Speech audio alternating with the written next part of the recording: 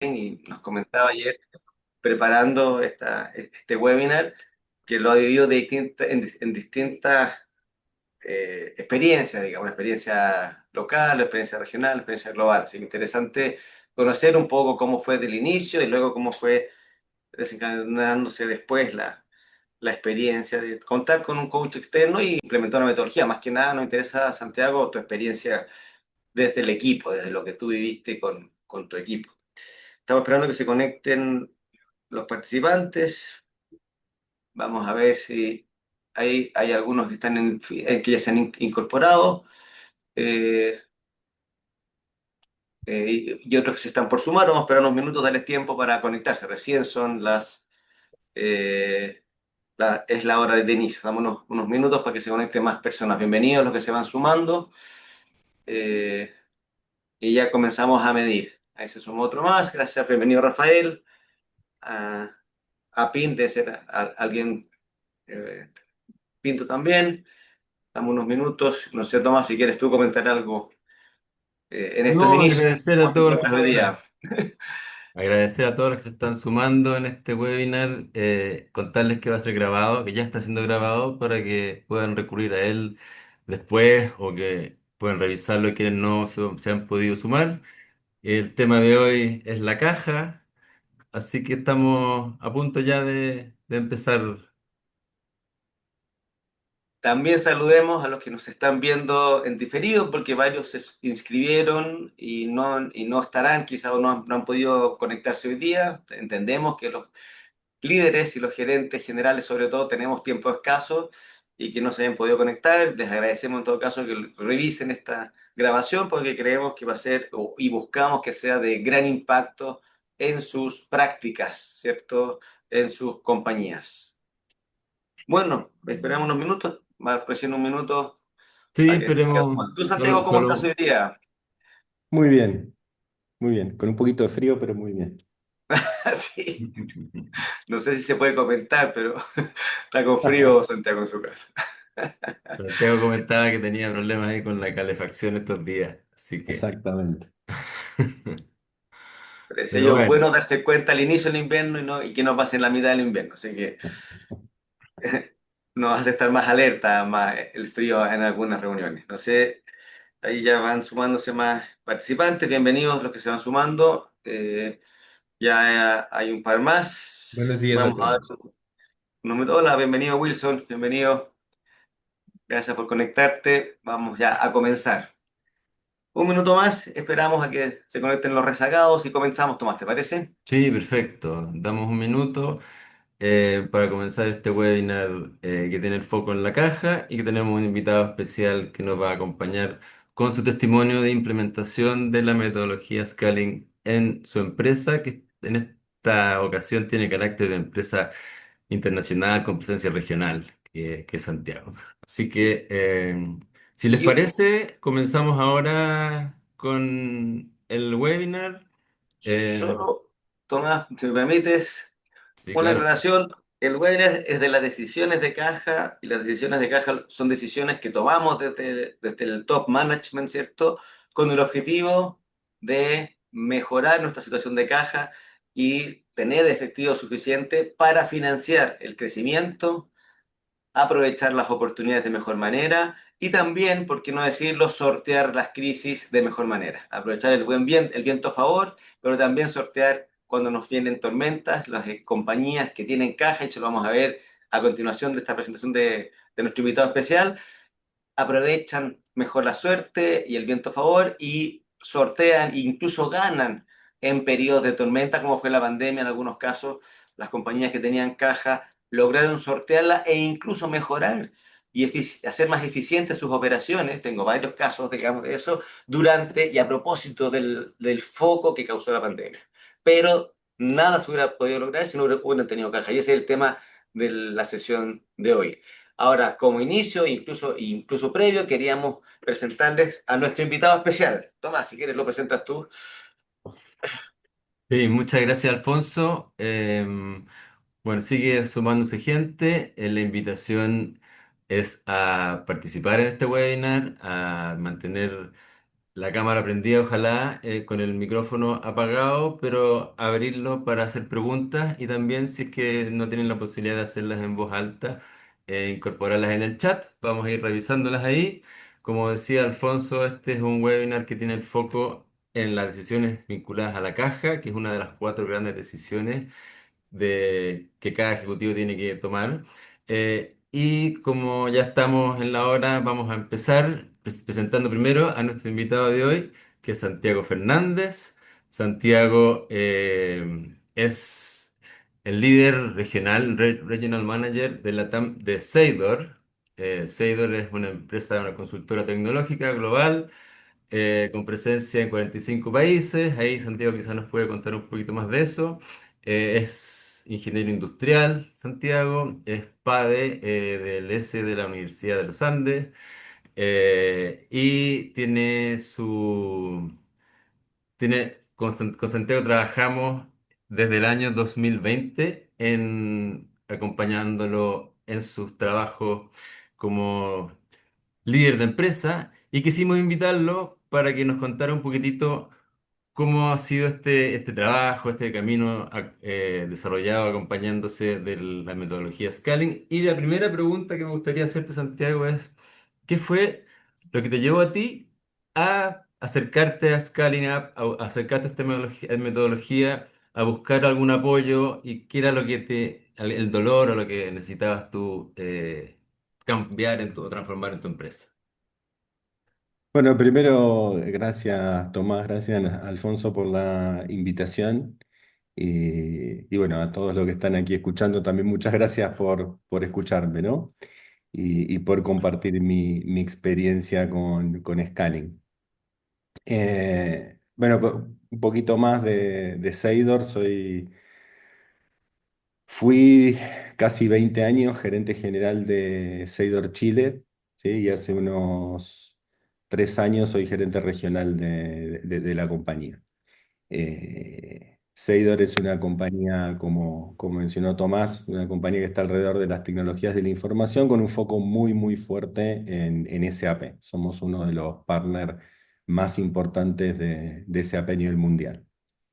Bueno, dicho eso, en mi época de gerente general y cómo llegué a Scaling, eh,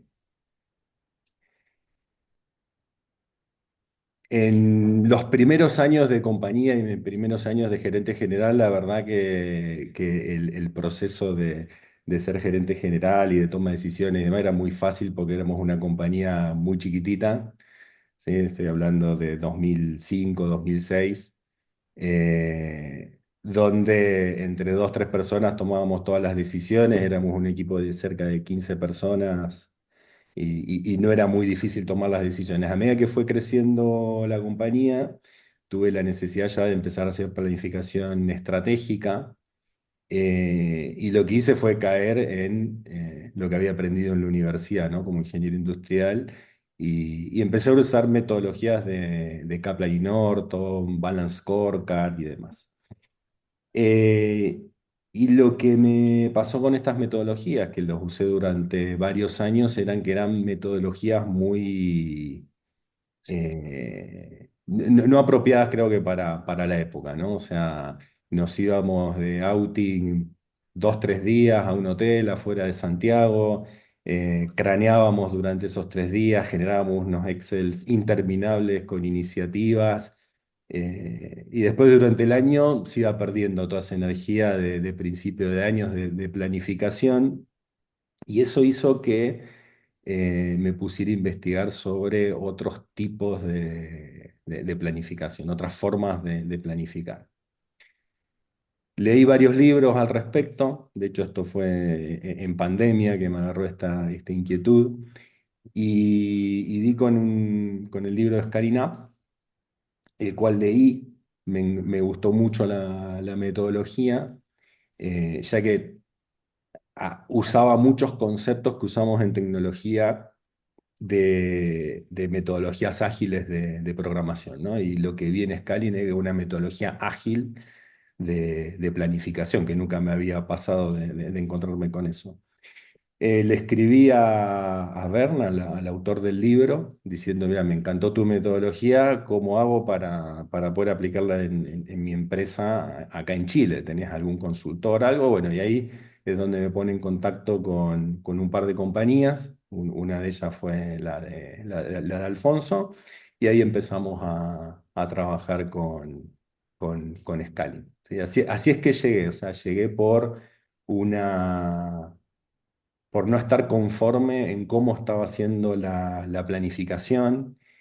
Y como resumen me di cuenta que en realidad el problema mío no era la planificación, el problema nuestro de la compañía no era la planificación, sino que era la ejecución. El problema lo teníamos en la ejecución. Porque planificábamos re bien, nos poníamos de acuerdo en las iniciativas, en los objetivos de corto, mediano y largo plazo, el problema era la ejecución. Y bueno, esto es lo que nos llevó a trabajar o a empezar a trabajar con Scani. Muchas gracias, Santiago. Aprovecho de eh, invitar a los que están participando a hacer sus preguntas, que pueden hacerlas en voz alta, sacando poniendo el micrófono en activo, o también a través del chat. Pero para continuar con la conversación, voy con otra Solo pregunta para una pregunta, Santiago. perdón a todos, Santiago. ¿De qué es tu empresa, por favor, para entender a qué se dedica tu empresa, como para entender justamente la industria y el Perfecto. segmento a la cual se aplicó? Nosotros somos una consultora, ¿sí? De tecnologías de la información, donde nuestro foco, nuestro cliente principal es el cliente que tiene SAP. ¿Sí? Entonces somos una de las consultoras más importantes de SAP a nivel mundial y la más importante en mercado medio. En Small and Medium Business somos el partner número uno a nivel global de SAP. Y hoy tenemos más de 8.000 clientes SAP alrededor del mundo. Ok, gracias. Bien, muchas gracias por esa pregunta que permite aclarar ahí bien el rubro en que está Seidor y Santiago liderando. Y por supuesto todos invitados a hacer sus preguntas. Y voy con una pregunta eh, que puede ser interesante para todos. ¿Cuáles fueron los principales logros, Santiago, que tuviste del trabajo desarrollado junto a Scaling en un inicio quizás? Y o de otra manera, como de preguntarle, ¿cuál fue el principal impacto que tuvo en Seidor implementar este programa de Scaling Up? A ver, yo creo que el principal impacto que tuvo, por lo menos al que yo le doy más valor, es la generación de confianza alrededor de los equipos. ¿Sí? El poder tener conversaciones importantes, relevantes del negocio y poder abordar conversaciones honestas con los integrantes del equipo. Eh, y conversaciones me refiero a veces se habla mucho, se conversa mucho, pero la comunicación no es tan eficiente, ¿no? De qué está funcionando bien, qué no está funcionando bien, cuando estamos perdiendo el foco, ¿no? El alinearse en el foco de la compañía, el poder conversar con transparencia, o sea, todas estas cosas lo que generan es confianza. Y una vez que está generada la confianza, todo es mucho más simple. ¿Sí? Entonces yo te diría que el principal impacto para mí, en lo que me ha generado mucho valor adentro de la compañía, es esa generación de confianza dentro de los equipos. Para mí ese es el principal impacto. Hay un montón después de impactos colaterales que nacen desde la confianza del equipo, ¿no? Y de tener todos la misma visión y el mismo foco de compañía. ¿Mm? Entonces en eso me ha ayudado mucho, en la Y construcción de Santiago, confianza. ¿en cuánto tiempo comenzaste a ver resultados? ¿Bastó? ¿Se demoró mucho? ¿Fue un tema que la empresa de a poco comenzó a involucrarse? ¿Cómo viste eso en la participación de tu equipo? ¿En cuánto tiempo viste resultados distintos a los que estaba acostumbrado a observar? A ver, yo en este sentido, a ver, cuando comenzamos con la metodología, las primeras sesiones son sesiones donde uno dice, pucha, estoy volviendo muy atrás. ¿no? Porque de repente empezamos a hablar de los valores de la compañía, del propósito, de la promesa de marca, de un montón de cosas fundacionales donde eh, las primeras impresiones era, pucha, estoy volviendo para atrás a definir cosas que ya tenemos definido, pues las tenemos escritas y demás, pero que realmente son muy, muy necesarias. Entonces, al principio está esta sensación de decir, pucha, voy a empezar con todo esto que ya lo vimos 1000 veces, con 1000 consultores, y que cuando nos metemos a hablar, al final se podrían llegar a hacer conversaciones eternas. Y acá mi experiencia con Alfonso es decir, no, no, no, vamos a hablar 45 minutos del propósito y lo que lleguemos a 45 minutos y después avanzamos, ¿no?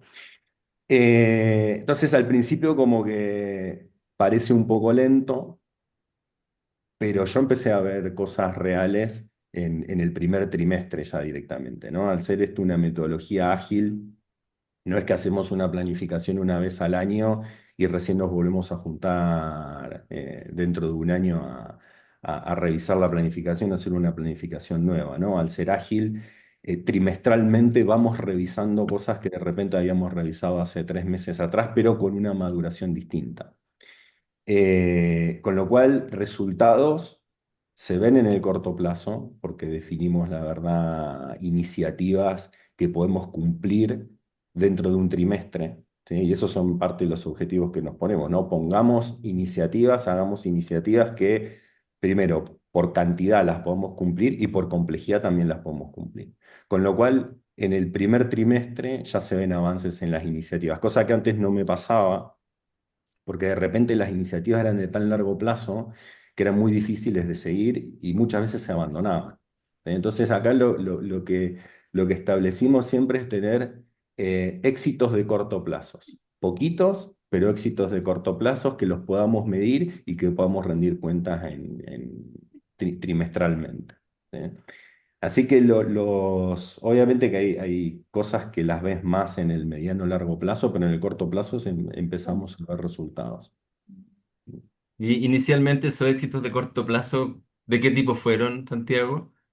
Mira, en principio, de cosas tan básicas como redefinir algunos procesos, ¿sí? O redefinir un proceso lo puedes hacer en un día o en un par de semanas. Ahora, al redefinir el proceso e implementarlo te toma un poquito más. Entonces, un trimestre es una buena ventana, por ejemplo, como para redefinir e implementar un proceso nuevo. ¿Sí? Implementaciones de KPIs.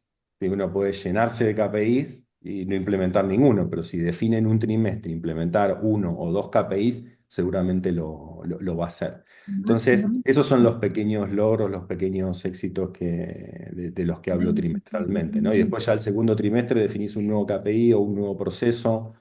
Incluso nosotros en alguna planificación anual hemos dicho, bueno, en el año tenemos que revisar 10 procesos. Entonces tengo que hacer 2, 3 por trimestre. Y es totalmente realizable. Ahora, si vos te decís, voy a hacer 10 procesos y dejás que todo el año pase y no vas poniendo cadencias para los controles, es muy difícil que puedas abordar los 10. ¿Mm? Esos son Y algunos ejemplos. Hay muchos Santiago, más. y ya que este es un webinar en que queremos hablar como foco principal del tema de la caja, ¿hubo algún tipo de resultado de trabajo vinculado a ese tema en Seidor en todo este periodo que están trabajando? Sí, sí, y todo empezó poniendo un KPI.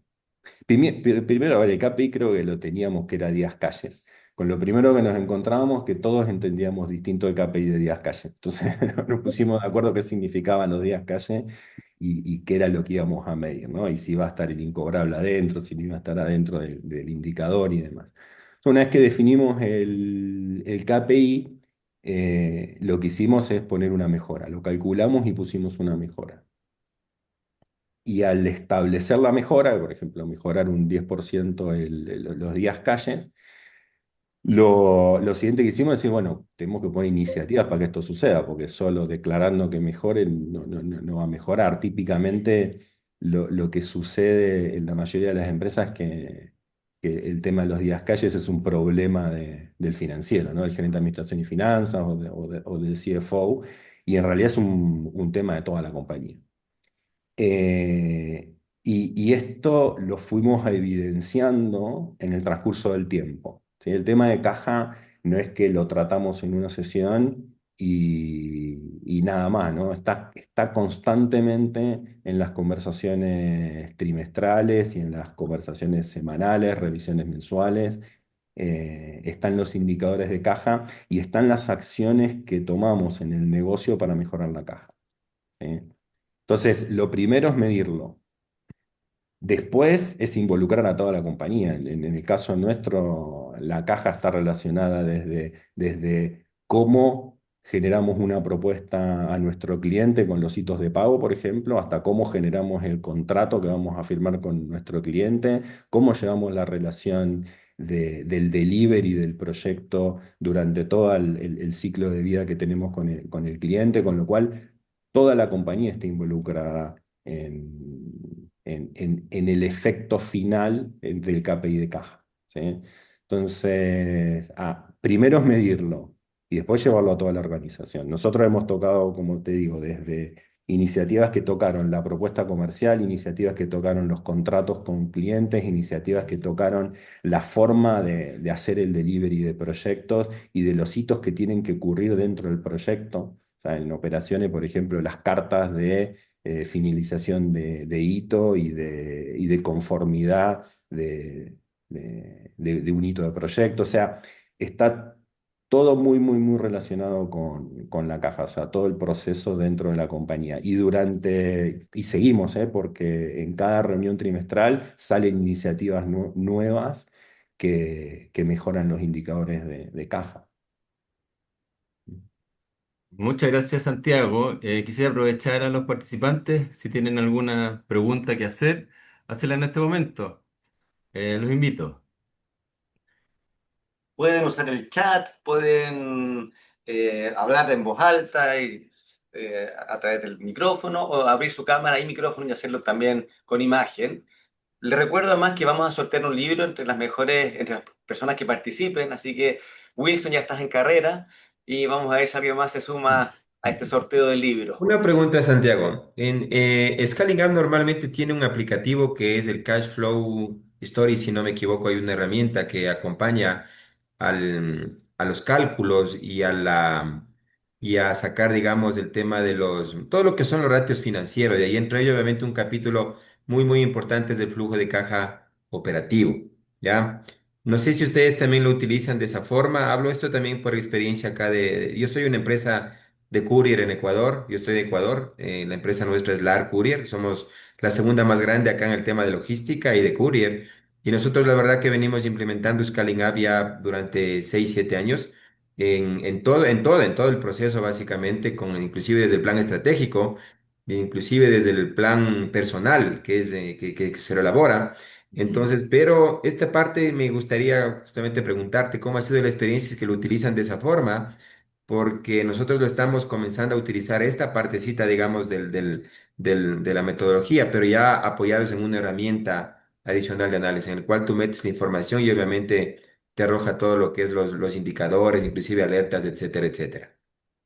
Bueno, en mi caso, viniendo de la industria de software y de SAP, no uso el de scaling, uso el de SAP, uso el flujo de caja de SAP, digamos, que también está muy bueno. No conozco la herramienta de scaling, pero para nuestro back office y para gestión de caja y demás usamos SAP. O sea, te diría que nosotros tenemos casi todo el negocio metido en SAP, no tenemos mucho Excel. Nos queda algún que otro Excel por ahí, pero en general tenemos todo metido dentro del sistema y en ese sentido el flujo de caja nuestro es un flujo de caja que lo trabajamos desde lo real. ¿Sí? O sea, los documentos reales que tenemos son facturas de proveedor y facturas de clientes, más el comportamiento histórico de nuestros clientes, el comportamiento histórico nuestro de pago a nuestros proveedores y el forecast comercial. Y el forecast comercial hacia futuro, ¿sí? Con los cierres comerciales que debiéramos tener a futuros y también con un histórico sobre el comportamiento de pagos promedio de nuestros clientes. Entonces, nosotros hoy manejamos flujos a 12 meses con lo real que tenemos en el negocio y la proyección del negocio futura. ¿Sí? O sea, tenemos bastante trabajo interno en temas de flujo de caja, pero no usamos la herramienta de scaling. No sé, ahí, Alfonso, si vos tenés algún Yo, comentario. gracias Santiago, gracias Wilson. Sí, vamos a profundizar a continuación, ¿cierto? En el webinar algo de lo que es la herramienta Cashflow Story, que es una herramienta digital que permite, en base a los balances de los últimos 4 años, de alguna manera obtener ciertos indicadores de una manera bien novedosa, ¿ah? Que te permite medir, primero que nada, indicadores de cash, digamos. Lo que responde esta herramienta es cómo te ven los bancos, más que las herramientas que uno conoce de financieras de las compañías.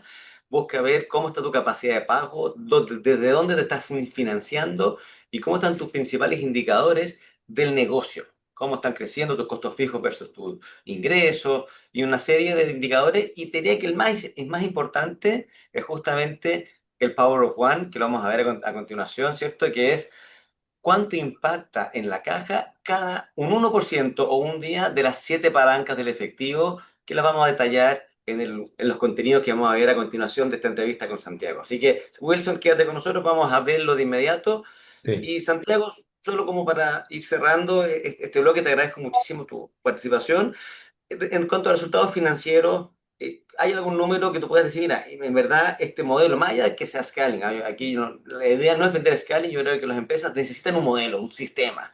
Este es un sistema ágil que funciona, hay otros quizás por ahí dando vuelta. Ahora, a términos financieros, ¿hay algo que tú pudieras decir, mira, esto realmente me ayudó en lograr algo más de largo plazo en Seidor? Eh, Pensando en un crecimiento de venta, de vida y conformación de equipos, no sé, ¿qué es lo que en el largo Bueno, plazo siento que eh, quedó? nosotros hoy como compañía somos una compañía que estamos creciendo.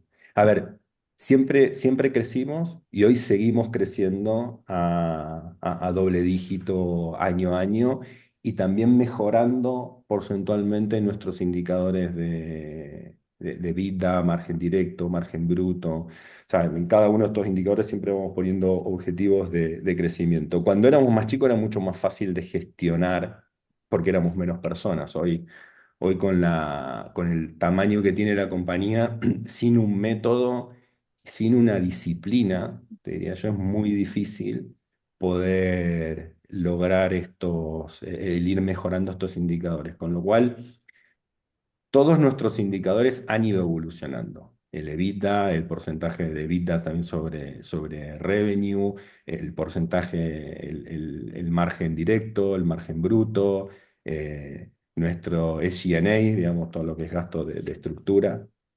Con lo cual, ahí son muchos indicadores financieros que han ido mejorando. Eh, para mí, en lo personal, la metodología de scaling ha sido la base de poder ir logrando estas eficiencias. Y yo lo atribuiría al método y al acompañamiento también. ¿Sí? Porque uno puede tener la metodología, porque se puede leer el libro, entenderlo perfecto y querer implementarla, pero es muy difícil el poder trabajar con el método sin un acompañamiento externo. O sea, para mí ha sido fundamental el tener en este caso a Alfonso, que es mi coach y además es la persona que nos acompaña en nuestras planificaciones trimestrales porque nos desafía además, nos desafía, nos ayuda a medir tiempos, a no perder el foco, el tener también, yo le voy a hacer la analogía como con el gimnasio, ¿no? Uno paga el gimnasio y está obligado a ir 2, 3 veces por semana al gimnasio. El trabajar con scaling también es decir, bueno, estoy pagando una consultoría, estoy obligado a hacer las planificaciones trimestrales porque si uno no tiene esa obligación es la tentación de decir, pucha, este trimestre tengo tantas cosas en la cabeza que mejor no lo hago este trimestre. O la reunión mensual no la hago, o el seguimiento semanal o el seguimiento diario no la hago. Pero al estar con el acompañamiento de scaling, te va generando el hábito y te va generando la disciplina de realmente ir haciendo estos seguimientos. Que la verdad que ahí el secreto de poder materializar todo lo que uno planifica es la ejecución. Y en la ejecución, lo clave para mí ha sido el acompañamiento que he tenido de Scalin y la guía durante estos años que, como comentaba Alfonso, en mi caso en particular, quizás diferente a otras empresas, ha sido bottom-up. En general, las planificaciones vienen desde el corporativo y van bajando en la organización. En mi caso, yo adopté esta metodología a partir de una investigación cuando era gerente general de la compañía en Chile. Después la llevé a la región cuando fui gerente regional, y el CEO de nuestra compañía, que está en España, estuvo haciendo una investigación de cómo hacíamos planificación en todos los países. Le presenté yo cómo lo estaba haciendo y como compañía global adoptamos la metodología de scaling globalmente. ¿Eh? Entonces, no sé, yo empecé con una compañía, empecé a usar scaling cuando facturábamos alrededor de 20 millones de dólares anuales acá en Chile. Hoy estamos facturando cerca de 50 en Chile y estamos facturando cerca de 1.200 millones de euros globalmente, donde la planificación estratégica de la compañía de los 1.200 millones de euros para llegar en 5 años a 2.000 la estamos haciendo también con la metodología de Scania. ¿Sí? Entonces, bueno, ahí está mi experiencia y lo conforme que estoy con el acompañamiento de Scali y que voy a seguir, sin duda, ¿no? Ya hace casi 6 años que estoy y voy a seguir por más tiempo porque me siguen generando valor en el día a día. Perfecto. Oye, muchísimas gracias, Santiago, por este testimonio. Eh, no queremos quitarte más tiempo, te queremos agradecer mucho tu participación. Quizás invitar si hay alguna pregunta a Santiago directamente y si no, lo dejamos libre para que continúe con sus obligaciones y muy agradecidos de su participación. Gracias por mi lado, Santiago, por este testimonio y ha sido un gusto acompañarte a ti, al equipo y que sigamos trabajando juntos por seguir escalando Seidor a las personas, ¿cierto? A la estrategia, la caja, sin duda, eh, y sobre todo el propósito, ¿no? Que es lo que nos une, que es lo que ha sido también importante, mencionaste, Santiago, el construir ese tejido, digamos, de propósito y creencias comunes, que son las que nos ayudan a permanecer unidos. Así que muchas gracias, más por tu testimonio. Para mí es una emoción verte decirlo aquí en público, así que muy agradecido. No, Ajá. gracias a usted. Igual me quedo acá por si hay alguna pregunta y demás, me quedo por acá. Muchas Perfecto. gracias, Santiago. Muy, muy agradecido de tu testimonio. Y ahora pasamos a la segunda parte de este webinar, en el cual Alfonso toma la batuta y va a abordar los temas de caja, que es una de las 4 decisiones que todo líder debe abordar en su empresa. Así que, Alfonso, te invito a tomar la batuta de esta parte. Bueno, muchas gracias. Gabriel preguntó en el chat cómo se implementa el Cash Flow Story o estas metodologías de caja. Bueno, nosotros, la herramienta Cash Flow Story es una herramienta que tenemos nosotros desde Scaling y Scaling Up disponible. La trabajamos normalmente con un coach.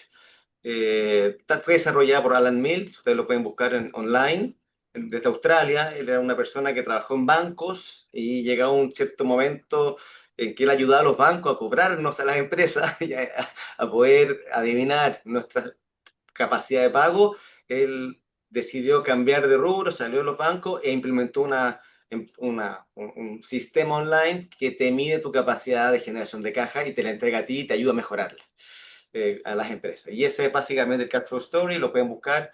Alan Mills se llama, así que respondí a esa pregunta y avancemos entonces con nuestro webinar. Muchas gracias, Santiago, te invito a quedarte y a los que quieran que abran sus cámaras. Esto quiere ser una conversación de caja de nuestra, de hecho, el oxígeno. La caja es el oxígeno de las compañías y es el tablero de control. Para mí es el marcador.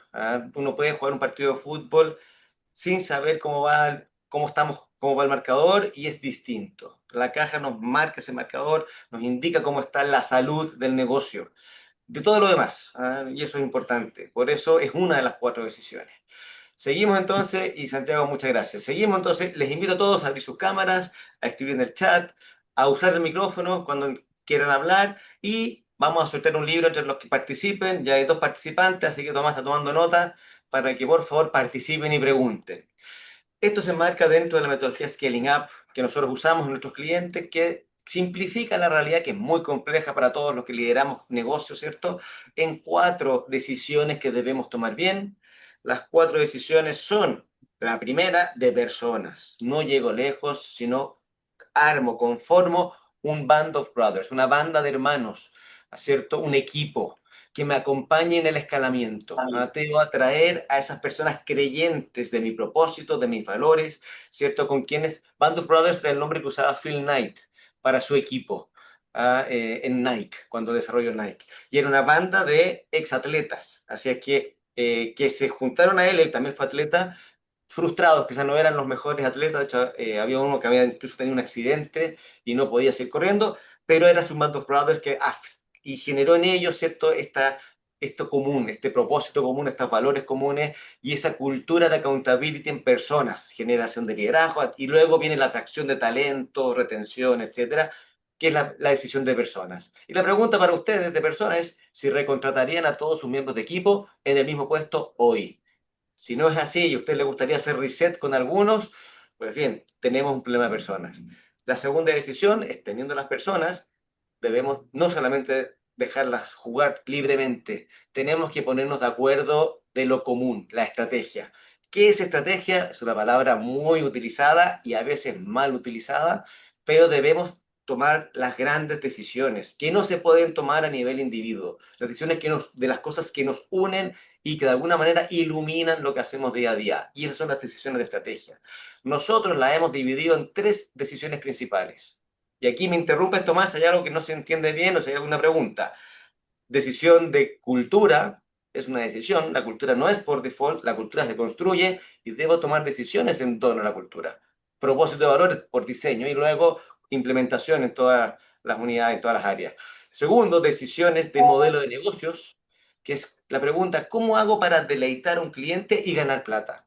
No basta solo con poner al cliente al centro, si el cliente es el centro y le doy todo, pierdo plata. Tengo que también diseñar cómo hago para ganar plata, algo que también hicimos en Seidor en todos los niveles, ¿cierto? De diseñar nuestro modelo de negocios. Y así se disminuye la fricción porque nuestros gerentes van a entender cómo es que ganamos plata.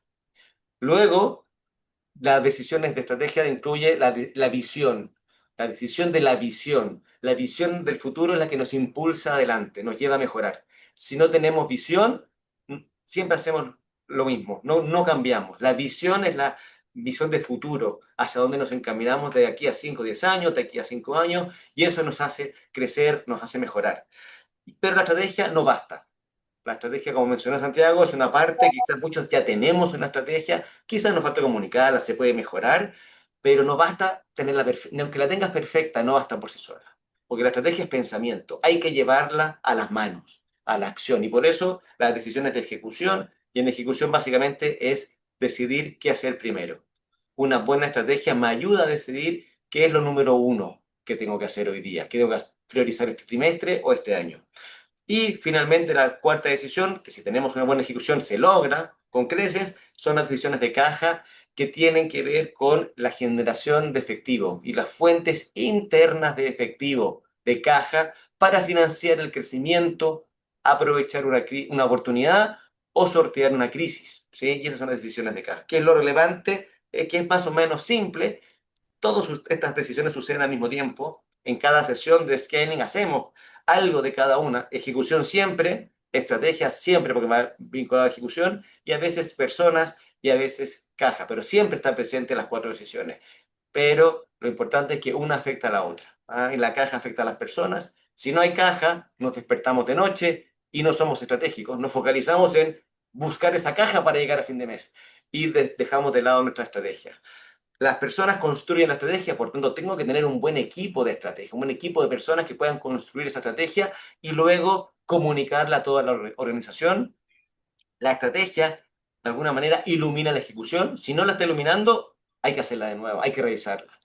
porque la estrategia está relacionada con la ejecución, y una ejecución sin drama, alineada, sin fricción, genera caja. Y por eso está todo relacionado, ¿sí? Ahora, ¿cómo se logra esto? No hay magia aquí, no hay un team building que te pueda ayudar, no hay un webinar que te pueda decir cómo lograr todo esto. Este webinar para ustedes solo les puede servir si ustedes luego deciden implementarlo en su día a día. Y la forma de implementarlo es con la repetición. Nosotros queremos firmemente que la repetición es lo que te hace experto. La repetición y la perseverancia en esa repetición y mejora es lo que te lleva a conquistar la excelencia. La excelencia no es algo que se alcanza nunca, es algo que se persigue. ¿Y cómo se persigue? Mejorando en cada repetición. Y eso es lo que nosotros hemos diseñado como nuestro método ágil, que mencionaba Santiago, ¿cierto? De implementación, que tiene que ver con tener sesiones trimestrales de pensamiento y planificación.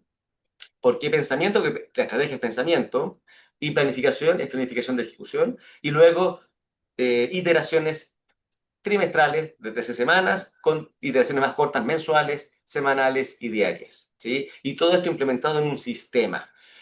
Hoy queremos hablar de la variable caja, que también debe tratarse en todas estas intervenciones. Y lo primero, la frase maestra es cash is king. De las variables financieras de la empresa, a veces no es la más observada o a la que le prestamos más atención, pero la caja es la reina. La venta es vanidad. Cuando solo quiero crecer en ventas, muchos de nosotros nos ha pasado. A mí, yo pasé también por eso cuando fui gerente de mi compañía, que creía que si yo vendía iba a tener más caja. Y no es así, equipo.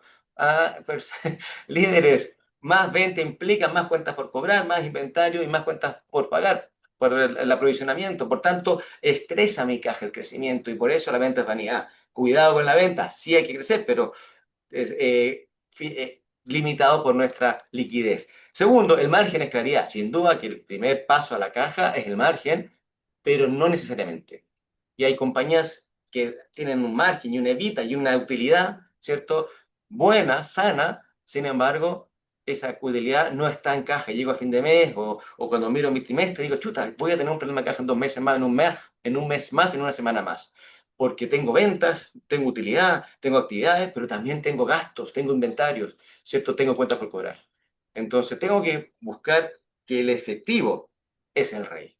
Y esa es la principal variable que los dueños de empresa ya saben. Todo esto que les voy a decir, ustedes ya lo saben. Solo que asegurémonos de incorporar caja en nuestras variables de desempeño, en nuestro KPI, como decía Santiago. Que esté por último, como mencionamos en Seidor, estaba, no era, a ver, no siempre fue lo más importante. Algunos trimestres pasados es lo más importante, quizás en la pandemia o en algún trimestre particular, pero quizás no está siempre como el prioritario, pero sí que esté, que todos sepan cómo impactamos la caja y cómo impacta mi decisión de gerente, de supervisor, de jefe, ¿cierto? De proyecto o de subgerente en la caja. Y eso es algo vital. ¿Por qué tan importante es la caja? Bueno, la caja es la que nos permite aprovechar oportunidades cuando viene buen viento, ¿cierto? Como decía Jim Collins, o también sortear crisis. Y en ese sentido, una pregunta que muchos gerentes me han hecho es, bueno, ¿cuánta caja debo tener en el banco, digamos? Porque los dueños me piden caja y quieren que les esté sacándole la caja a la empresa. De hecho, he escuchado incluso de dueños de empresas que dicen, no, la caja tiene que estar apretada para que seamos eficientes, para que la cuidemos. Bien, la bibliografía y la data contradicen esa frase.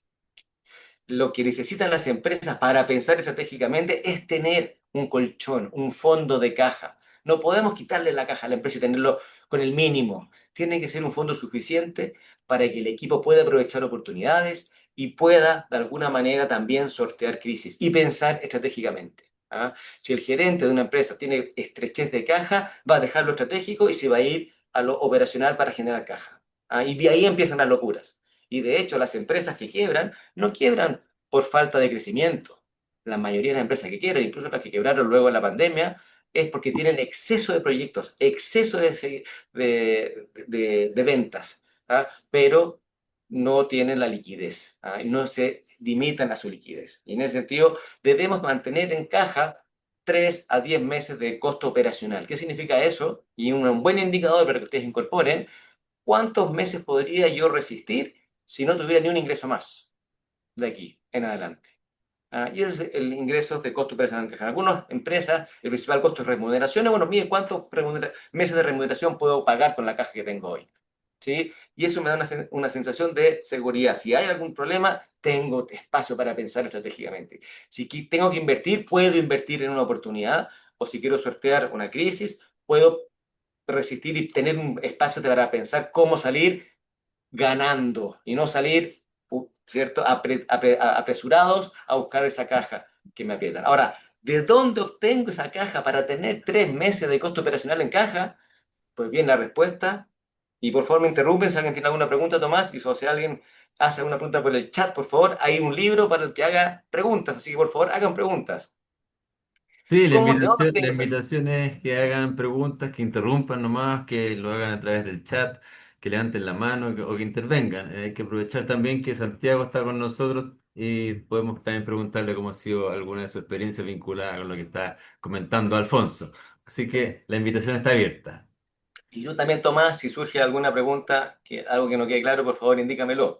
Ahora, ¿de dónde obtengo esta caja? Pues bien, les decía, no es del banco. Muchos clientes nos dicen, no, si la caja está resuelta, me conseguí un Fogape, me conseguí un crédito, o tengo factoring. Pues bien, ese dinero no es el mejor dinero. Ese dinero está durante un tiempo, pero llega un minuto en que los bancos, justo cuando tú necesitas, porque tienes una oportunidad o una crisis, se te agotan quizás los activos, se te agota la liquidez y el banco ahí en ese momento te dice, no, sabes que tú ya eres muy riesgoso, no te puedo prestar más dinero. Por eso, equipo, y le digo equipo porque estoy acostumbrado a trabajar con equipos, ¿cierto? Sé que no somos equipo, pero pensemos en nuestros equipos, el mejor dinero viene de los clientes. También un mensaje para las startups. He estado con startups que me han dicho, no, el inversionista solo quiere crecimiento. Cuidado con eso. Muchas se fueron de espaldas, ¿cierto? Este último periodo en que mejoraron las tasas, los venture capital retiraron dinero, digamos, del capital de riesgo y estos gerentes que estaban solo pensando en crecimiento y quemando dinero, como se dice en el mundo emprendedor, tuvieron que achicarse, reducirse o incluso desaparecer producto de eso. Siempre la variable caja y caja interna es un tema relevante. Gracias, Gabriel. ¿Cómo Alfonso, eso. mejorar la Eso, te iba a caja? decir que hay una pregunta de Gabriel, si quieren la leo yo. Por favor.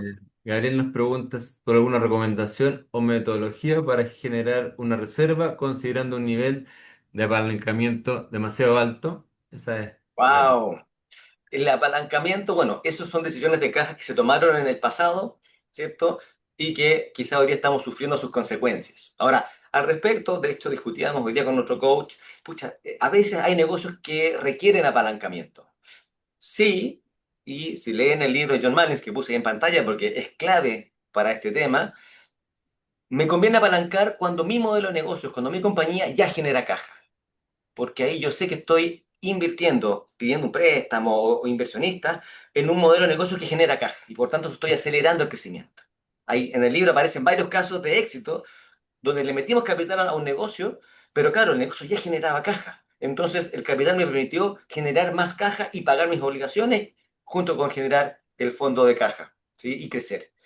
Ahora, el problema es cuando mi negocio no genera caja consistentemente y yo digo, no, es que necesito más caja para seguir vendiendo. La venta no es una buena salida.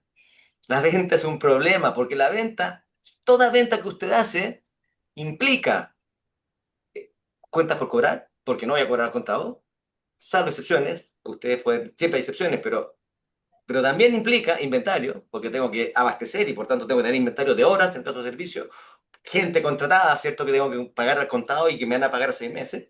O también cuentas por pagar, porque debo proveerme de insumos para poder abastecer. Entonces, la venta no es la mejor salida. La mejor salida es mirar la brutal realidad tal cual es y mejorar mi modelo de negocios, de manera que genere caja. Si genera caja, ahí sí podemos meterle dinero porque sabemos que esa generación de caja se va a multiplicar si mantengo y soy disciplinado con mi modelo de negocios. Y eso es una lección que aprendió muy bien Michael Dell, que estuvo al borde de perder su empresa. ¿Ah? ¿Por qué? Porque como emprendedor que partió en un dorm en su universidad construyendo computadores, ¿sí? ¿Qué fue lo que pensaba él? Crecer, crecer, crecer. Y creció. Una bestia como creció de él, ¿cierto? En 3 4 años ya era un competidor nacional en Estados Unidos. Sin embargo, de él se abrió la bolsa, empezó a buscar liquidez a través de inversionistas y llegó un minuto en que yo no podía más. Estaba vendiendo 70, 80% a través de retail, estaba endeudado, no le daba más y no sabía más qué hacer. ¿Qué hizo? Contrató senior managers y famoso es Tom Meredith, que fue su CFO, que le dijo, no puedes crecer, no puedes financiar tu compañía con solo crecimiento. Debes incorporar la liquidez. Y ahí lo menciona Michael Dell en 1995 en una entrevista, diciendo, cambiamos nuestro mindset, ya no queremos solo pensar en crecimiento, queremos pensar primero en liquidez. ¿Cuánto puedo crecer? ¿Cuánto puedo financiar de mi crecimiento? Apalancado obviamente por una buena rentabilidad, porque sin rentabilidad, ¿no?, es la madre de la caja, y luego al final el crecimiento. Y tomó la decisión, ¿cierto?, de dejar los canales que no le reportaban caja.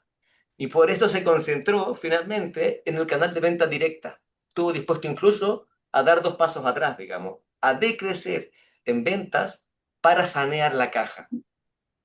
Y empezó a vender, todos, no sé si ustedes conocen el modelo de negocio, pero para mí me llamó la atención. Yo compré Dell online, eso sí, pero él partió con venta telefónica, en el cual tú decías qué componentes querías para tu computador, porque en ese minuto los computadores eran armados, como Legos, digamos, tú podías decidir la cantidad de memoria, la cantidad de todas las componentes, y él te tomaba el pedido y te decía, ok, le despachamos en un mes, pero le cobro al tiro. Págueme, ¿cuál es su tarjeta de crédito?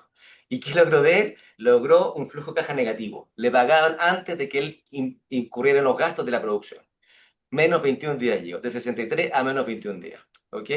Esa es una forma de abordar este problema de la caja, es trabajar nuestro ciclo de recuperación de dinero. ¿Ah? Y Alfonso, sí, tenemos dos preguntas que por quizás podemos favor, contar. Hay una de Álvaro Pinto que nos pregunta cuánta caja tenemos que considerar para pensar en crecimiento. Y otra de Camila que dice, ¿qué indicadores debo mirar para ajustar mi ritmo de crecimiento? A lo mejor ahí sí puedes abordar de alguna forma esas consultas de los participantes. vamos a verlo. ¿Cómo si? Gabriel y Álvaro y Camila. Víctor. Bárbara y Camila, perdón. Eh, A ver, las variables las vamos a ver luego en las 7 palancas del efectivo, así que esas son las que vamos a buscar para generar un fondo de efectivo. Y la otra pregunta, perdón, ¿me la repites? ¿Cuánta caja tenemos que considerar para pensar en crecimiento? Gracias. Mira, Greg Crabtree y la bibliografía habla entre 3 y 6 meses, ¿ah? Para tener un colchón. Hay compañías y negocios que son más líquidos, servicios. En el caso de Seidor tiene menos meses en caja porque es muy líquido, porque se cobra mes a mes, es más predecible y tu costo es mano de obra, no tiene grandes inventarios, por así decirlo, o infraestructura. Pero depende. Ahora, mi recomendación es tener 3 meses. Eso es lo que yo recomendaría. Si no tenemos idea, no sabemos, 3 meses es un buen número. Yo con clientes normalmente lo trabajamos y los clientes en pandemia, que sorteamos la pandemia bien e incluso crecimos en pandemia, teníamos 3 a 6 meses en caja. Entonces yo creo que eso es una buena recomendación general. No obstante, hay condiciones más específicas. Pero es relevante definir una cantidad, una meta y que el equipo se trabaje esa meta. Aquí decisiones que hay que tomar, ¿cierto? Son importantes, y una de esas es justamente trabajar la caja en equipo, vamos a verla. Y un concepto importante es que la utilidad no es caja. O sea, incluso la utilidad, que es súper importante que sea sana, no es un resultado de caja. Hay varios casos que así lo muestran. La caja está en otra parte. Ahora, la pregunta que uno se hace, bueno, entonces, ¿qué tengo que hacer para mejorar mi resultado, mi negocio? Si yo siempre me he enfocado en utilidad, en buscar una buena utilidad, mi directorio me pide utilidad o resultados. Bien, pues bien, hay una variable que no miramos mucho y nuestro resultado tiene dos tableros, digamos, tiene el balance y tiene el estado de resultados. Tenemos que mirar cuentas de balance y en ese sentido tenemos que hacer 2 cosas: mejorar el resultado o la utilidad, ¿cierto?, del ejercicio, que tenemos que hacerlo sí o sí, y vamos a ver las variables justamente que los comentaba eh, una persona, ¿cierto?, cuál era la variable, vamos a verla, pero también tenemos que mejorar nuestro flujo de caja o capital de trabajo, ¿cierto?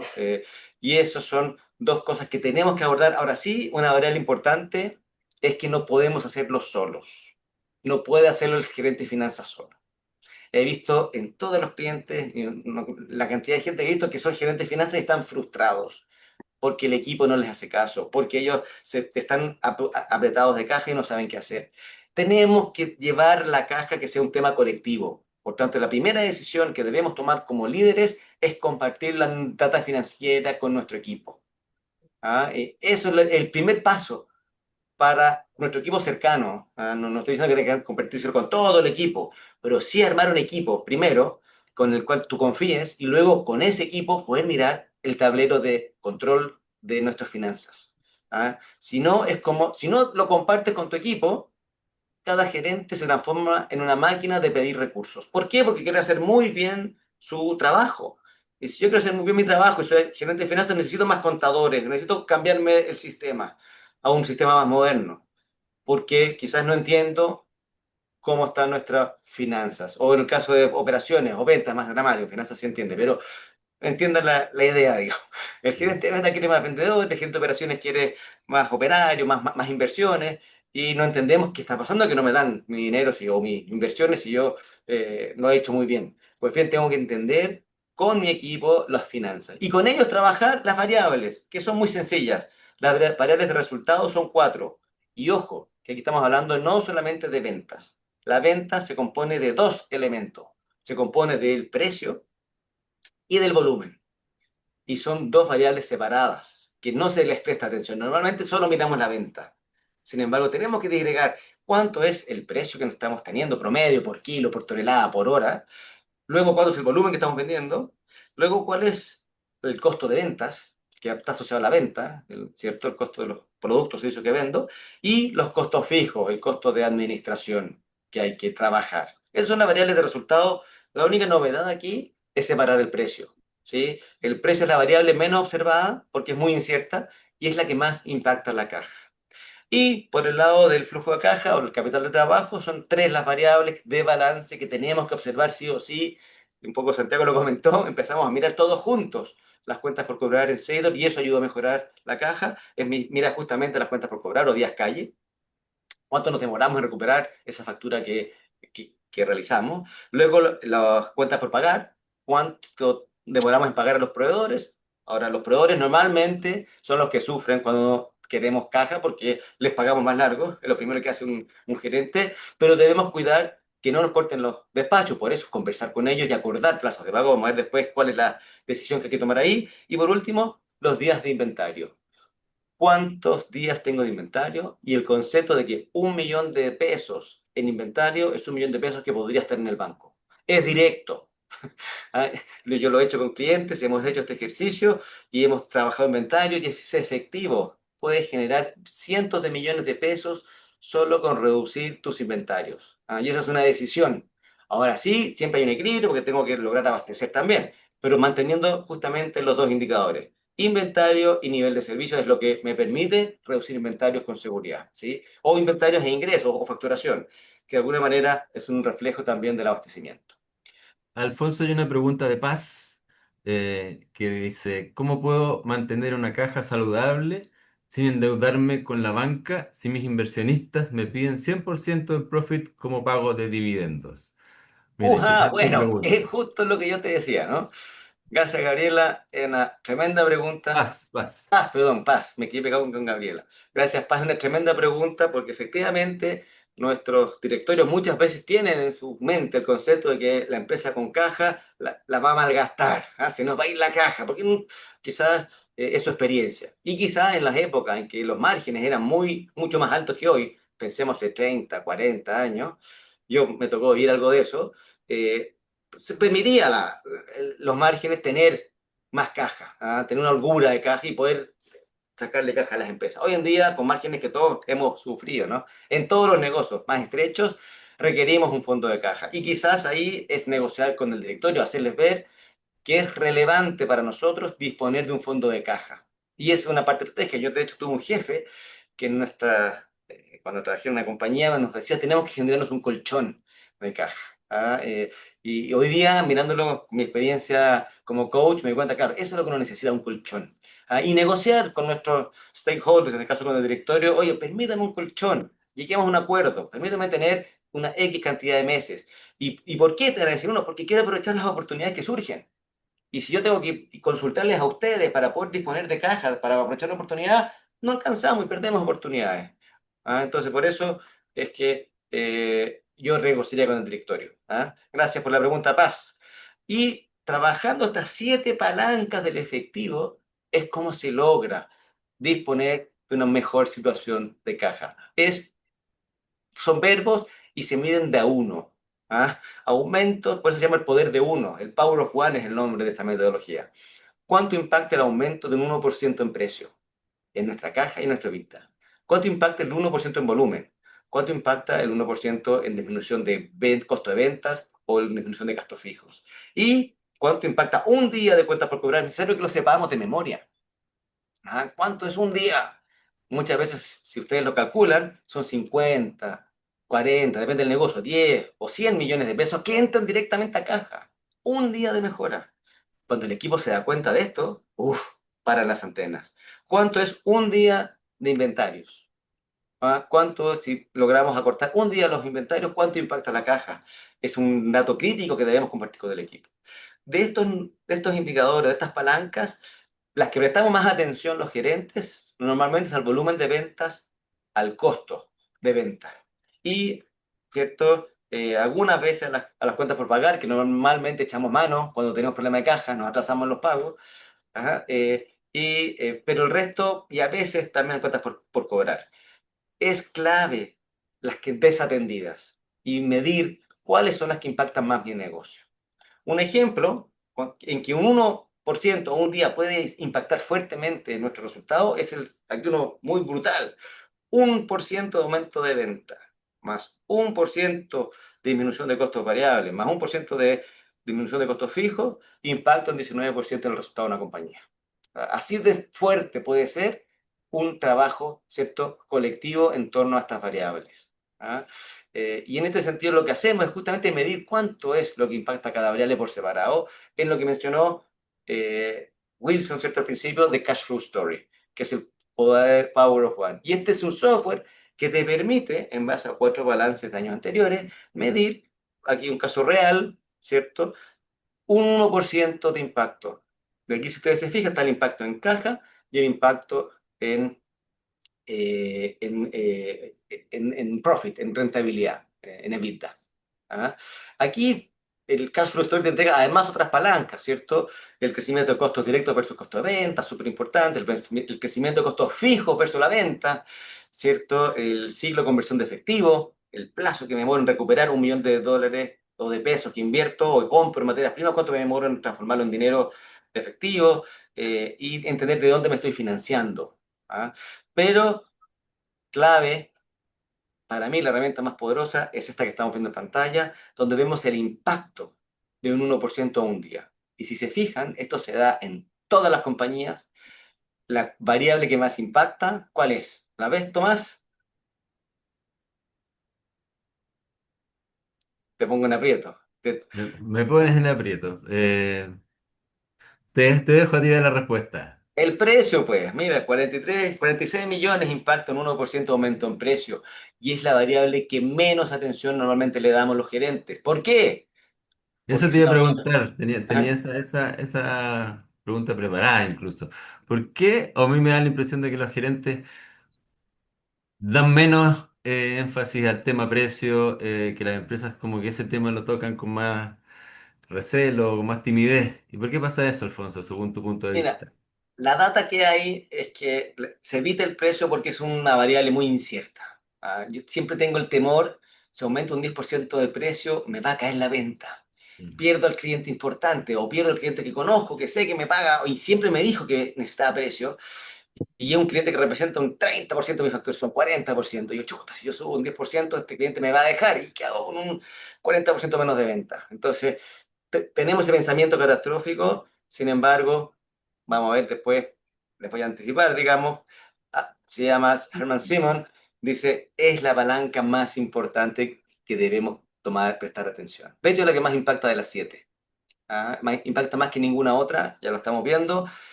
Aquí está medido, ¿cierto? En un ejemplo, pero Herman Simon dice, es una variable incierta. ¿A dónde preferimos colocar nuestra atención? En los costos, controlables, están ahí, los vemos caminar o los vemos en la bodega, ¿no? Los vemos en la fábrica. Es fácil de controlar los costos fijos, los costos variables, pues, le prestamos más atención. El precio es una incertidumbre. Sin embargo, la clave está en el precio. Por eso vamos a ver qué decisiones debemos tomar de precio. ¿Ah? La primera decisión que debemos tomar, la segunda o tercera decisión que debemos tomar en caja es esta, es involucrarnos en la definición de precio. No dejarlo que el gerente comercial nos hable de precio. Cuando el cliente y el gerente o el gerente comercial me dice, no, que el cliente solo quiere precio, no debemos creerle, porque todo cliente pide precio. Siempre está en la variable precio en la mesa. ¿Y por qué? No es porque solo quiera precio. ¿Ah? No es porque nuestro producto es commodity. No es porque la competencia está más barata. Es porque nuestro cliente es un muy buen negociador. Y si tú, este es otro webinar, digamos, de estrategias de negociación, pero si tú quieres, ¿y qué tenemos que hacer nosotros? También ser buenos negociadores, saber que nuestro cliente, sobre todo en servicio o B2B, porque cuando el B2B uno negocia, el cliente te va a dar, si quiere pagar 100, ¿cuánto te va a decir? No te va a decir, mira, yo quiero pagar 100, te va a decir, quiero pagar 70 y tengo alternativa. Chuta, el mal negociador dice, el cliente quiere pagar 70 y llega, va a negociar a la empresa, oye, el cliente quiere pagar 70, ¿cuánto podemos llegar? Y nosotros nos acercamos a nuestro punto de reserva, nuestro mínimo precio por el cual nos vale la pena hacer el negocio. Y el cliente lo logra y gana. ¿Qué hace un buen negociador? Todo lo contrario. Define un precio al cual quiero vender y lo aumenta un 30% y habla primero. Y le establece una serie de condiciones asociadas a ese precio. ¿Sí? Y negocia. Mira, esto vale 130, incluye todas estas variables. Yo voy a estar presente, presencia con el cliente, despacho diario, ta. ¿Qué te parece?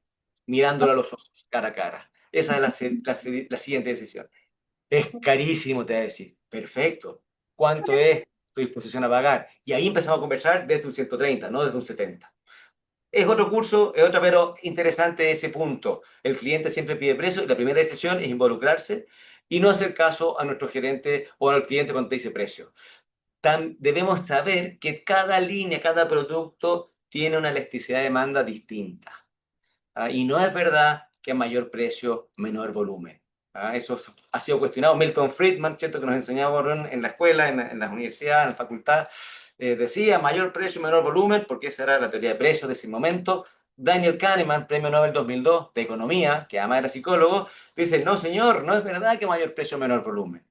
Simplemente el precio gatilla sesgos cognitivos. Y hay cientos de casos que así lo prueban.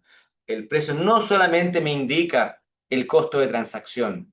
De hecho, en latín, pretium significa valor. Y valor es costo de transacción, pero también es lo preciado, lo valorado. Y por tanto, el valor que estoy entregando debe verse reflejado en el precio. Y ese es el desafío. Y normalmente, hablando de elasticidad, no evaluamos la elasticidad de demanda. Pero si ustedes lo piensan y piénsenlo para sus negocios, si yo aumento un 10% mi precio, ¿cuánto disminuye la demanda o el volumen de venta? Si disminuye un 10%, en muchos negocios ganamos dinero. Piénsenlo nomás. Aumento 10% mi precio, disminuye el volumen un 10%, sin embargo los que quedan pagan un 10% más y compensan la caída del precio de los otros. ¿Y qué significa eso? Que trabajo menos y gano más.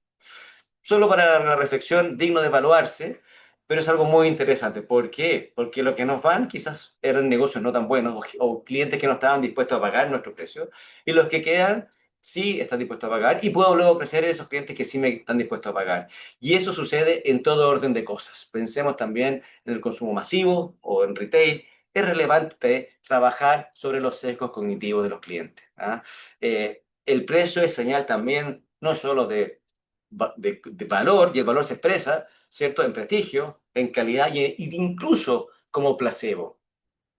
Chivas Regal es un caso que competía con Johnny Walker al mismo precio y perdía. ¿Qué hizo Chivas Regal? Aumentó su precio. Y disculpen los que son fans de Chivas, pero la calidad del producto es igual o peor que Johnny Walker. ¿Ah? Es un blend de whisky y al aumentar el precio se posicionó como una marca de prestigio. Incluso los que nos gusta Chivas es mejor que Johnny Walker. Son un ejemplo de sesgos cognitivos en los cuales quizás nosotros mismos hemos caído producto de la señal de precio. Y piensen ustedes sus experiencias cuando han ido a comprar a, a un local, quizás en un país desconocido, que me decía un amigo que fue a Japón y que fue a comprar al supermercado y no entendía qué comprar, ¿qué producto compras de la categoría que vayas a comprar? Si vas a comprar un jamón o una leche o cualquier cosa que no ves la marca y no te dicen nada, nunca vas a comprar en la más barata, ¿no? Porque te habla de la calidad también. Tampoco vas a comprar quizás la más cara, porque te habla de que esto es suntuario, es una marca demasiado reconocida. Yo creo algo, normalmente tendemos al punto medio. Y eso, piénsenlo, es también una estrategia de precio. Hay un paper que se llama Good, Better, Best Approach to Pricing. La aproximación a precio de bueno, suficiente y mejor. ¿Ah? Los planes a veces de los software siempre tienen tres variables y a través de las variables explotan tus sesgos cognitivos para que tú elijas el del medio, ¿ah?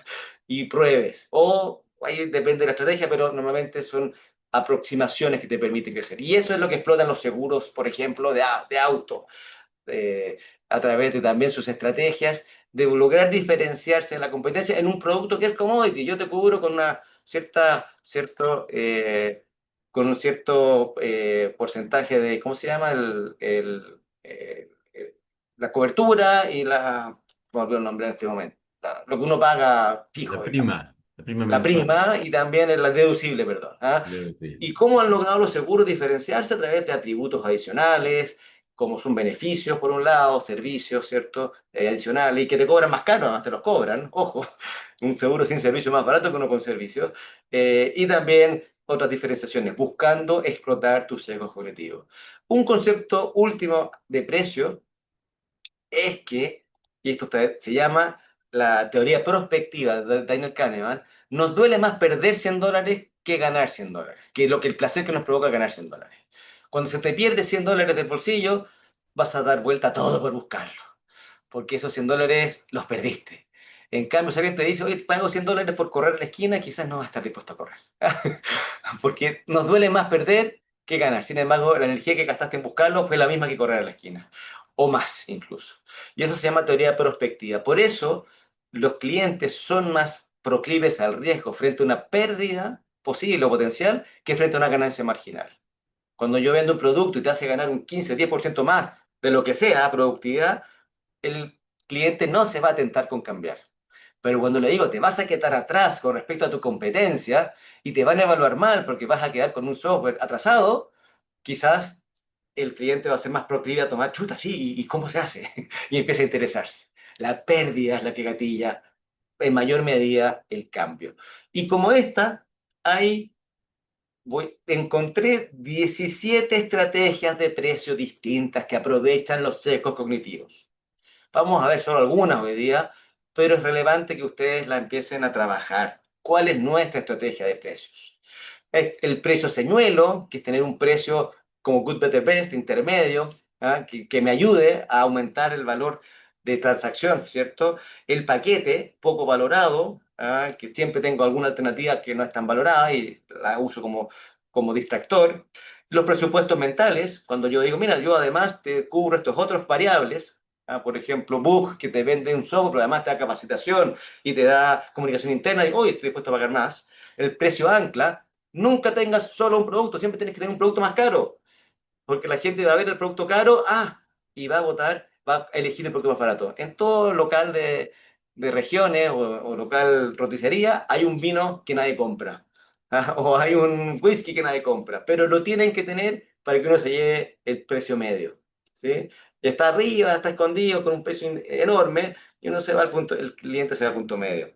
El precio terminado 9, o sea, lo conocemos todos, la pérdida inminente, esas son las promociones. Hasta el viernes, el Black Friday. Chuta, si uno compra ahora, me pierdo la promoción. No lo necesito, pero lo voy a necesitar en 6 meses más. Lo compro ahora.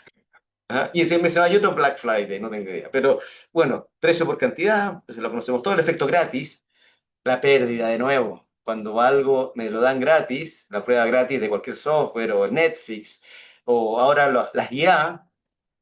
¿Quién ha cancelado una suscripción a IA? Nadie. Tú partes con los 7 días y después, ¡bum!, seguiste largo. Es una estrategia de captar clientes.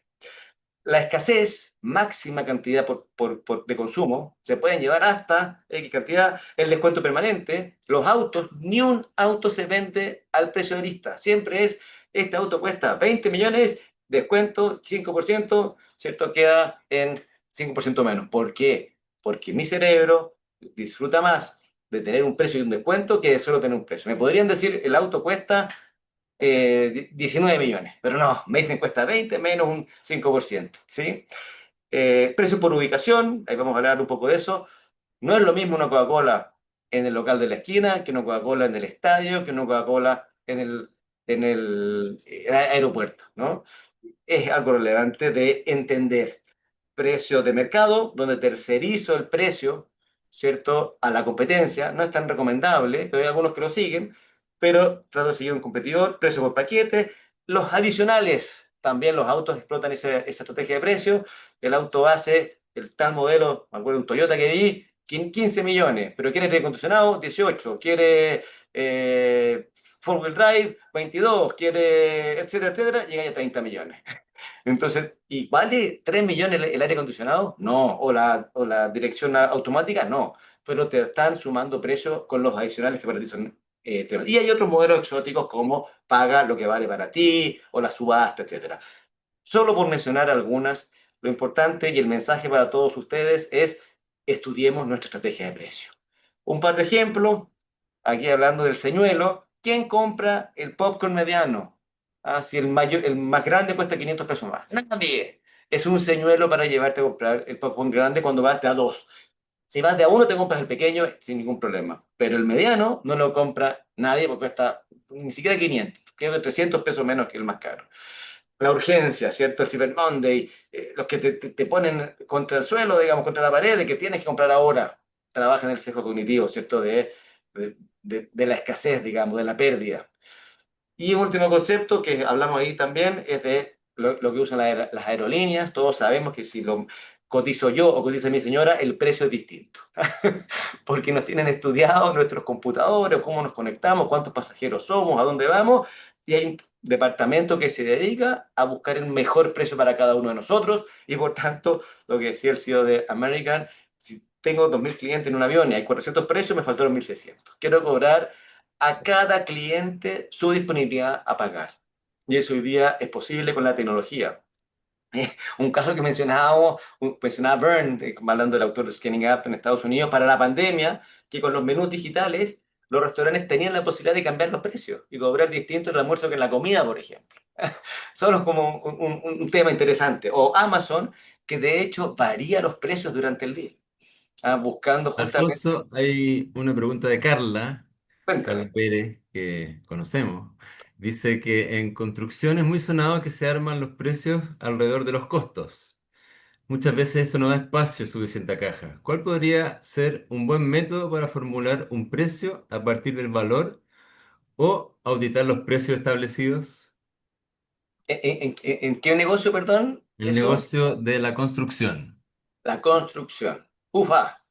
Bien, en la construcción, bueno, depende de que si somos proveedores o somos mandantes, siempre depende, la verdad, es una respuesta muy buena que lamentablemente los que tenemos canas sabemos que siempre depende. Pero, excepto por Santiago, que no tiene canas, pero tiene la experiencia. Eh, pero siempre hay que sentarse a negociar. ¿Ah? La respuesta es que como sea, el cliente es considerémoslo un buen negociador. Siempre está negociando y por tanto, como buen negociador, él habla primero y establece un objetivo ambicioso. Te da un precio, tú dices, esto es imposible que sea así, en cualquier conversación de negocio, ¿no? Pero él te lo dice a la cara y te dice, mira, yo quiero pagar esto. Eso hace un buen negociador. Y te obliga. ¿Cómo logro salir de ahí? Bueno, tengo que decir, mira, mirando a la cara en la misma reunión, sabes que nuestro precio es 130. Incluye tará, tará, tará, tará, tará, tará. ¿Cuáles de estos atributos que yo te incluyo, porque hice una lista larga de muchas cosas que incluye mi precio, es menos valioso para ti para poder acercarme a tu precio? Pero siempre compensar su objetivo con el nuestro. Y los dos tenemos un punto de reserva. Nosotros tenemos un precio mínimo al cual estamos dispuestos a vender, que está dado por nuestro costo, que es el mínimo, y de ahí hay que salir, Carla, porque si estás ahí ya no puedes negociar. Ese es otro concepto importante. Siempre dejar espacio para ceder en la mesa. No sirve negociar con tu gerente el precio. Tienes que ir a negociar con el cliente y partir hablando muy caro. y luego en la conversación ir bajando. En los retail, que no hay una negociación, es distinto, sin embargo, es estudiar la elasticidad de demanda. ¿Ah? Y eso es, también se puede estudiar, no es necesario medirla, un group de managers puede hacerla y hay que experimentarla. Eso más o menos es lo que yo te recomendaría, Carla, para resolver. Podemos hablar después más profundamente, porque la negociación es otro módulo, pero sí hay que saber negociar. Básicamente por ahí pasa la respuesta. ¿Ok? Para terminar con las decisiones de caja, el otro concepto que debemos trabajar son los costos fijos, y los costos fijos siempre están al 100%. Nunca es posible, ustedes le preguntan al equipo, oiga, ¿cuánto podemos bajar los costos fijos? Están a decir, cero. Gerente de administración y finanzas, imposible, estamos todos colapsados.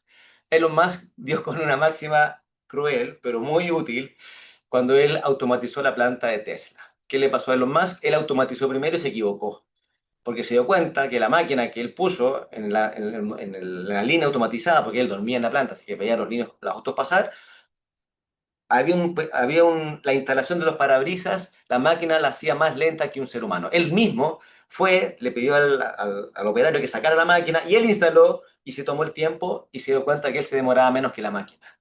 ¿Y qué hizo? Sacó todas las máquinas y aplicó su algoritmo, que él señala en su libro, en su biografía, ¿cierto? Elon Musk se la recomiendo, muy buena, donde dice, entre otras cosas, primero tenemos que optimizar. Y en optimizar, nunca has optimizado lo suficiente, sino tienes que retroceder tu optimización un poco. O sea, tiene que doler. Tenemos que llegar, dice Elon, a un 10% pasado y sufrir un poco. Y luego volver a subir los costos. Si no has llegado a ese nivel, es que todavía tienes holgura. Porque los seres humanos, nuestros sesgos también nos dicen y ocupamos nuestro tiempo al 100%, pero quizás ¿qué estamos haciendo? Y eso pasó en minería, cuando hubo la reducción de personas, me acuerdo, bueno, soy histórico yo, de hace 2017, que bajaron gente de las minas y la producción aumentó. Porque era lo mismo. Había holgura. Pasa que las personas que bajaron estaban todas 100% ocupadas. Pero nos acostumbramos a estar ocupados en cosas que no son tan productivas. Entonces hay que bajar los costos fijos hasta que duela y luego retroceder. Es duro a veces, pero necesario para los negocios. Y nadie lo va a hacer por ti. O sea, eso es algo también importante. Algunos gerentes me dicen, pero ¿cómo el gerente no hace su reestructuración? No, tienes que esforzarlo tú. Es un botón rojo, cuesta mucho emocionalmente y debemos cuidar a los que estamos, a los que quedamos, debemos cuidar el negocio y cuidar nuestro propósito. Y por eso a veces hay que tomar decisiones difíciles de personas o de inversiones y saber retroceder. Y uno tiene que saber cuándo es ese momento. Segundo, respecto de los inventarios, mide los inventarios, revísalos en equipo y minimízalos. Terceriza lo que puedas. Paga un poco más caro. Porque siempre cuando hablamos de inventario, no, si yo compro por volumen, obtengo un descuento, el proveedor me despacha, lo guardo en mi bodega. ¿Cuánta caja tienes en tu bodega? 6 meses, 7 meses, 10 meses. ¿Cuánto disponibilidad de caja tienes? Cero. Por favor, paguemos un poco más caro y generemos caja. Disminuyamos los inventarios al mínimo. O en una empresa de instalaciones eléctricas, cliente nuestro, nos dimos cuenta que los inventarios estaban en las obras. ¿Y qué pasaba en las obras? El gerente de obra compraba los inventarios para toda la obra, a veces 12 meses, y los compraba por adelantado. ¿Y por qué? Porque para que después no falte. ¿Qué sucedía? Eh, le tenía quiebres, si los tenía que pedir mes a mes, implicaba más gestión, y por otro lado la empresa, justo antes de la pandemia, vimos que teníamos mucha caja, mucho inventario en las operaciones. Entonces, ¿qué fue lo que decidimos? Acortar la compra a los próximos 3 meses y generar un sistema de gestión de inventario que nos permitió lograr más de miles de millones de pesos en caja, lo que nos permitió sortear bien la pandemia y hoy día estamos con récords, ¿cierto? De vida, caja, de todos los indicadores. Pero hubo que recoger, hubo que colocar, normar, hubo que revisar. Y hasta el día de hoy se revisa todas las reuniones semanales el inventario de las obras. ¿Ok? Gestiona tu inventario. Esta es la como octava decisión. Gestiona tus cuentas por cobrar, cómo gestionas tu venta. El pago de la cuenta por cobrar es emocional. El cliente te paga no porque te debe, te paga porque le cae bien el cobrador o el sistema de cobranza o quien está del otro lado. Muchas veces esto lo delegamos, no lo vemos mucho y de repente nos encontramos que tenemos mucha plata en la calle. Por tanto, debo generar un sistema, una persona, un equipo, o tercerizarlo, pero alguien que lo haga muy bien, de manera que construya una relación con el pagador, con la contabilidad del cliente, de manera que sepan a quién le están pagando o a quién no le están pagando y te prioricen en ese orden de pagos que tiene el cliente, sobre todo los clientes difíciles. Y estate atento a la caja de tu cliente. Si te deja de pagar, o es porque no te está priorizando o es porque tiene un problema de caja. Genera las conversaciones difíciles. Diré que eso es importante con respecto a las cuentas por cobrar y revísalas en equipo. Todo esto revísalo en equipo. Y nos queda ya la última decisión. Muchas veces nos encontramos con clientes o empresas que tienen proveedores a los cuales les pagan al contado incluso. ¿Ah? ¿Por qué? Bueno, porque esta frase literal de un cliente es que los chinos te exigen pago a contado. Fue el primer paradigma que cuestionamos. ¿Y has ido a visitar a tu proveedor chino? Que es responsable de un alto porcentaje de tu abastecimiento? Nunca. ¿Qué estás esperando? Y pídele dinero, porque el proveedor chino tiene caja estatal para financiarse. O sea, tiene más caja que tú. Y muchas veces nuestros proveedores son más grandes que nosotros, ¿cierto? Y tienen una mejor liquidez y dinero más barato. Por tanto, negocia con tus proveedores, cara a cara y siempre coloca, igual que negociar con los clientes, sobre la mesa la condición de precio y plazo. Y busca que el plazo sea ambicioso, ¿sí? No lo des como por sentado. No, es que nosotros pagamos o cobramos. No, no necesito 3 meses, necesito que, de hecho en este caso el cliente que fue a China, logró que había un pago al momento de la llegada a Chile y un pago 3 meses después, de la importación por container, imagínense. ¿Cómo le cambió la caja a ese cliente? Eso es justamente lo que debemos lograr. Y esto es básicamente las decisiones de caja. Aquí las he resumido. Hay tres que son fundamentales, que es mantener 3 meses de costo operacional en caja, ajustar tu crecimiento, tu liquidez y compartir la información financiera con tu equipo. Sé que es difícil, les recomiendo el libro El gran juego de los negocios de Jack Stack, Great Game of Business. Si el equipo no sabe de nuestras finanzas, juega como solo para su área, solo para su departamento. Cuando entiende las finanzas, juega para el equipo. Luego, trabaja las 7 palancas del efectivo que aquí hemos compartido con tu equipo, elige las 2 o 3 que más te impactan y profundiza. Siempre yo creo que precio es una que siempre hay que considerar, pero las otras puedes elegir 2 o 3 críticas. No le creas al cliente cuando pide solo precio y siéntate a negociar. Involúcrate en la estrategia de precio. Reduce los costos fijos hasta que te pase un 10%, mide, revisa y minimiza tus inventarios, ¿cierto? Con el equipo. Gestiona tus cuentas por cobrar como gestionas tu venta y negocia con tus proveedores cara a cara, pues tienen más liquidez que tú. Eso es. Preguntas, comentarios. Alfonso, hay una pregunta de Rafael Castillo, que nos hace la siguiente consulta. ¿Cómo preparar la caja en una startup que comienza?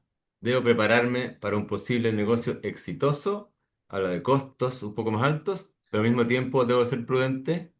Ahí, Buena pregunta, Rafael. Eh, eh, Rafael, ¿cierto? sí, Rafael Castillo. Me dan los nombres, perdón. Buena pregunta. La startup es una etapa distinta de compañía donde tú estás diciendo a muchas cosas que sí. Por lo tanto, sí es cierto que al principio, cuando uno parte, eh, uno está buscando el modelo de negocios y por tanto el tema caja es difícil. Ahora, lo que hemos presentado hoy es para la etapa Scale-up, que es un poco después. Cuando ya tengo un modelo de negocio y empieza a crecer y quiero crecerlo más rápido. Y ahí es donde debo considerar estas decisiones. Cuando estoy en modo startup, pucha, ¿cuál es tu principal costo? Probablemente, ahí no sé, Rafael, en tu caso, eres tú mismo, porque estás en fase startup, tienes un equipo de 2, 3 personas, estás recién partiendo. Y ahí, hasta validar tu modelo de negocio, necesitas caja, inevitablemente. Y por tanto, tienes que de alguna manera validar tu modelo de negocio. Esa es tu primera meta. Por eso dicen mucho que sí, experimentas mucho, pruebas con mínimos productos viables, vas probando. A medida que ya tengas un modelo de negocios, ahí es cuando empieza la precaución. Cuidado con financiar tu crecimiento, y poder encontrar un modelo que te genere caja. Diré que esa es más o menos mi respuesta a las startups. No es tan fácil de ser, no somos, depende, siempre depende, como dijimos antes, pero necesitas caja. Y siempre en las etapas de crecimiento, ser precavido.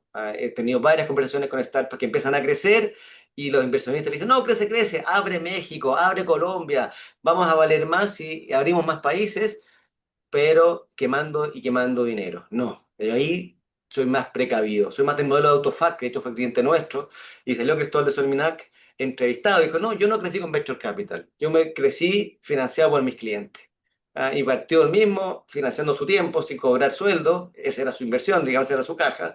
Luego logró crecer, conquistó la automotora, luego conquistó al público y finalmente logró un negocio exitoso y un exit no menor, salió en los diarios, lo puedo decir, vendió 25 millones de dólares por el 50,1% de su compañía. Así que yo creo que ese es el camino que yo creo más. En el caso de inversión venture capital, cuidado porque no siempre son los más exitosos. ¿Ah? Solo cuando ya tienes un modelo de generación de caja, un modelo de negocio que te permite generar caja, ahí métele dinero porque sabes que la vas a sacar, que tienes un modelo que crece. Hasta ese momento, hasta que no llegue ese momento, mucho cuidado con la caja, invierte y mucha, trabaja tu cabeza en modo startup para ver la brutal realidad. Uno se tiende a enamorar del proyecto y no del problema, no de la solución, y por tanto muchas veces quedamos atascados en no dar pasos de mejora a nuestro modelo de negocio. Esa es mi respuesta, Tomás. Gracias, Rafael. Oye, muchas gracias, Alfonso. Yo creo que estamos llegando al final de este webinar de caja. Si tiene algún comentario final, Alfonso, algo que te gustaría poner énfasis y también darle las gracias a todos los que han participado con sus preguntas, con sus comentarios y recordar también que vamos a enviar un libro de regalo a una de las personas que haya participado ¿Quién se en... ganó? ¿Quién se ganó el libro? Esa es buena pregunta porque no queremos dejarlos colgados, que esto no es una estafa telefónica. Así que, ¿quién de los participantes se ganó el libro, Tomás? Tienes que hacer el sorteo y avisarlo. Palabras finales, creo que es importante. Bueno, invitados todos a conversar. Creo que estas cosas, bueno, contar con alguna ayuda. Nosotros prestamos esa ayuda, así que el que quiera conversar de cualquier tema de los que hemos hablado, ¿cierto? Disponibles, ahí pueden escanear mis datos de contacto.